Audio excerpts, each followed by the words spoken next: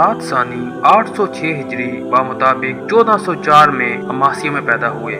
اپنے والد سلطان محمد اول کی وفات کے بعد 824 ہجری بمطابق 1421 کو جب سلطان مراد ثانی تخت نشین ہوئے تو اس وقت ان کی عمر صرف 18 سال تھی، جس کی وجہ سے وہ بغاوتیں جن کو سلطان محمد اول نے کچلا تھا دوبارہ سر اٹھانے لگیں۔ سب سے پہلے شہنشاہ قسطنطنیہ نے سلطان محمد اول کے تمام احسانات کو فراموش کرتے ہوئے مصطفیٰ نامی ایک شخص جو اپنے آپ کو سلطان بایزید کا بیٹا کہتا تھا اور تخت سلطنت کا دعوے دار تھا، سلطان مراد کے مقابلے میں کھڑا کیا، حتیٰ کہ اس نے غالب اولی کے شہر کا محاصرہ کر لیا۔ لیکن سلطان مراد نے مصطفیٰ کو گرفتار کر لیا اور اسے سولی دے کر موت کی گھاٹ اتار دیا۔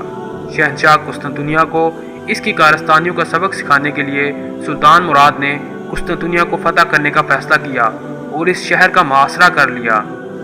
اس بار شہنشاہ ایمانوئل نے ایک اور سازش چلی اور امیر کرمانیہ کو ساتھ ملا کر سلطان کے حقیقی بھائی جس کا نام بھی مصطفیٰ تھا کو بغاوت کے لیے ورگلایا، جس نے اناطولیہ کے شہر نیسیا پر قبضہ کر لیا اور سلطان ہونے کا دعویٰ کر دیا۔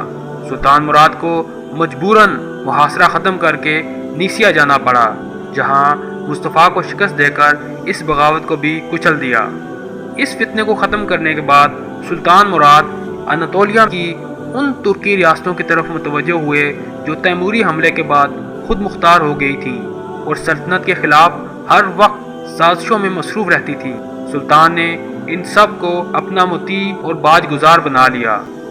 827 ہجری بمطابق 1424 کو سلطان مراد اناطولیہ میں امن و امان قائم کرنے کے بعد یورپ کو واپس ہوئے۔ اس دوران قسطنطنیہ کا شہنشاہ ایمانوئل انتقال کر چکا تھا اور اس کی جگہ اس کا بیٹا جان تخت نشین ہو چکا تھا، اس لیے سلطان مراد نے انتہائی سخت شرائط پر قسطنطنیہ کو باج گزار کرنا ہی مناسب سمجھا۔ 833 ہجری بمطابق 1430 میں سالونیکا شہر فتح ہوا۔ اس کے بعد سلطان مراد نے سربیا کا رخ کیا، جو کہ ایک معاہدے کے تحت سلطان بایزید کے دور میں سلطنت عثمانیہ کا حلیف رہا، لیکن یہاں کے نئے حکمران جان برونکوچ نے معاہدہ کو توڑ دیا، جس پر سلطان مراد نے 844 ہجری بمطابق 1440 میں سربیا کو دوبارہ فتح کر لیا۔ 1440 میں ایک مغربی فوجی سردار جان ہونیاڈے، جس کی غیر معمولی شجاعت کے چرچے ہر طرف تھے، ہنگری پہنچ کر ترکوں کے مقابلے کا بیڑا اٹھایا۔ ہنگری کو جنگ انقرہ کے بعد اپنی طاقت کو بحال کرنے کے لیے کافی وقت مل گیا تھا۔ اسی زمانے میں عثمانی ٹرانسلونیا میں ہرمان اسٹاڈ کا محاصرہ کیے ہوئے تھے۔ ہونیاڈے اس قلعے کی مدد کے لیے آگے بڑھا اور ایک مختصر فوج کے ساتھ ترکوں کے عظیم الشان لشکر کو شکست دی۔ اس معرکہ میں 20,000 ترک مارے گئے۔ سلطان مراد نے اس شکست کی خبر سن کر 80,000 کی ایک دوسری فوج روانہ کی۔ ہونیاڈے نے عثمانی لشکر کو پھر شکست دے دی۔ ہونیاڈے کی شاندار کامیابی اور ترکوں کی پے در پے شکستوں سے یورپ کی تمام حکومتوں میں امید کی ایک لہر دوڑ گئی اور یورپ سے ترکوں کو نکال دینے کے لیے ایک زبردست عیسائی اتحاد قائم کر لیا گیا، جس کی سرپرستی پاپ نے خود کی۔ اس اتحاد میں یورپ کے سب ملکوں نے حصہ لیا، جبکہ اس لشکر کا سربراہ جان ہونیاڈے تھا، جو اس وقت مسیحی دنیا کا سب سے بڑا جنرل خیال کیا جاتا تھا۔ سلطان مراد اس وقت کرمانیہ کی بغاوت کے سلسلے میں اناطولیہ میں موجود تھے۔ ان کی عدم موجودگی سے فائدہ اٹھا کر عیسائی لشکر شہر پر شہر فتح کرتا گیا۔ پے در پے شکستوں نے عثمانی فوج کو بہت کمزور کر دیا تھا، اس لیے سلطان مراد نے اس وقت صلح کر لینا مناسب سمجھا۔ بالآخر 1444 کو زیجیڈین کے مقام پر 10 سال کے لیے ایک صلح نامہ مرتب ہوا، جس کی روح سے سربیا سلطنت عثمانیہ سے آزاد کر دیا گیا اور ولاچیا ہنگری کے حوالے کر دیا گیا۔ 20-22 سال کی مسلسل لڑائیوں کے بعد سلطان مراد جب اپنے یورپی دشمنوں سے معاہدہ کر کے اناطولیہ کی طرف واپس آئے، اسی اثناء میں انہیں اپنے بیٹے علاؤالدین کی موت کی خبر پہنچی۔ انہیں اپنے بیٹے کی جدائی کا بہت صدمہ ہوا اور دل دنیا سے اچاٹ ہو گیا۔ اپنے بیٹے محمد، جس کی عمر صرف 14 برس تھی، کو تخت پر بٹھا کر خود مغنیسیہ چلے گئے تاکہ باقی عمر یکسوئی کے ساتھ اللہ کی عبادت کر سکیں۔ جیسے ہی نو عمر اور نا تجربہ کار سلطان محمد کی تخت نشینی کی خبریں عام ہوئیں، اناتولیا میں امیر کرمانیہ نے پھر بغاوت شروع کر دی۔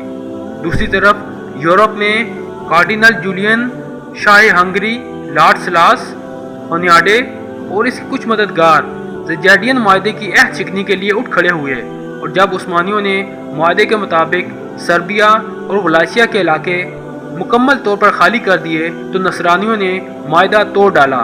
عثمانی اس فریب سے بالکل بے خبر تھے، جس کی وجہ سے صلیبی بہت سے قلعے فتح کرتے ہوئے وارنا جا پہنچے اور اس شہر پر قبضہ کر لیا۔ سلطان مراد کو جب صلیبی فوجوں کی اس جسارت کا علم ہوا تو وہ خلوت نشینی سے باہر آ گئے اور بہت تیزی سے سفر طے کرتے ہوئے اپنی فوج کے ہمراہ وارنا جا پہنچے۔ 848 ہجری بمطابق 1444 کو دونوں فوجیں وارنا کے مقام پر بد مقابل ہوئیں۔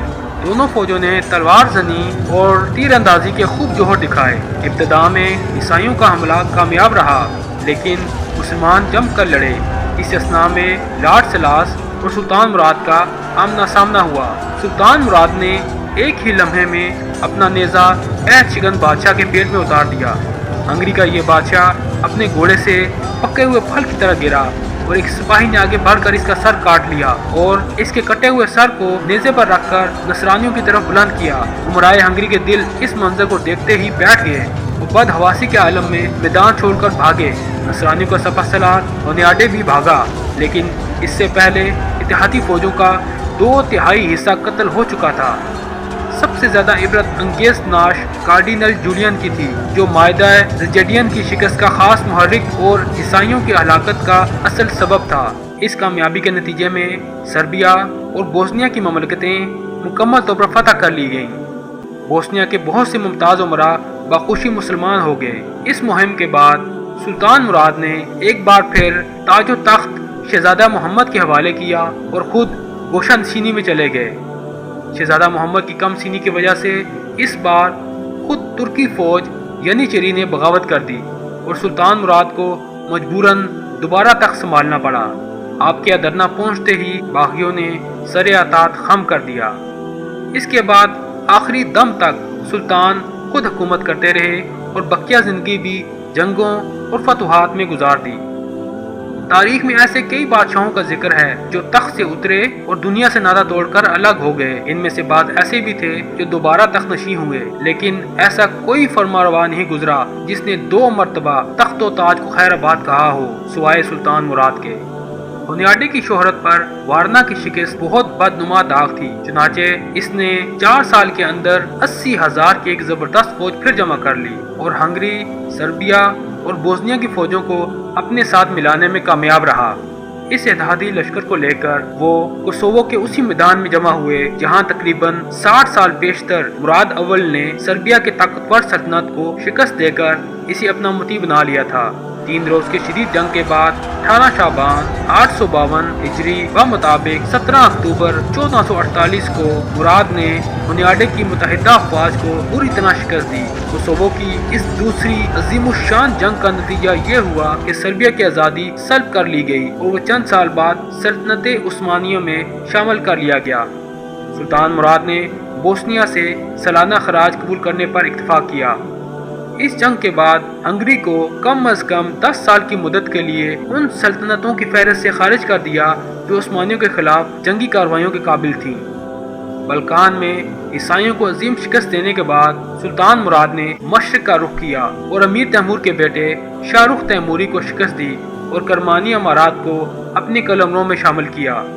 سلطان مراد کے دور میں ان کے پائے کا کوئی دوسرا حکمران نہ تھا۔